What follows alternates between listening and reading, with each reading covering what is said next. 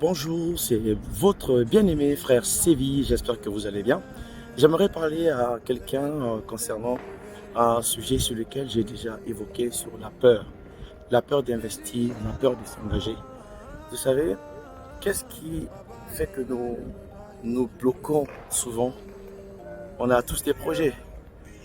Et je disais tantôt l'autre fois que chaque début d'année, le mois de janvier, février, nous avons des projets que nous présentons au Seigneur, à nos amis, à nos collaborateurs.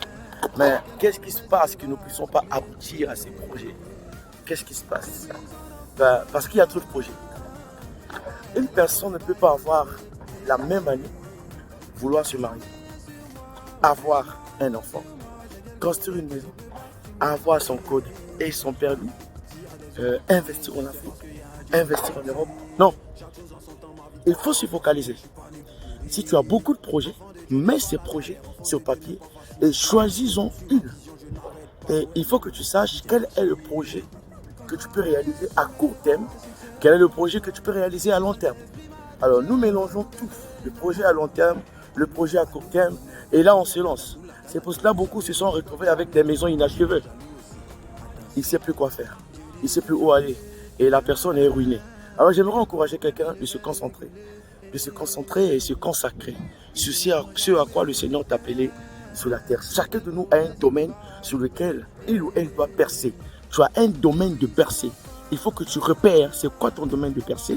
Et une fois que tu saisis ton domaine de percer, tu te concentres. S'il faut faire des formations, s'il faut faire des recherches, fais des formations, fais des recherches.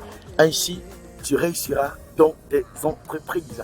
J'encourage les jeunes entrepreneurs, j'encourage les jeunes penseurs, j'encourage les jeunes investisseurs à le faire.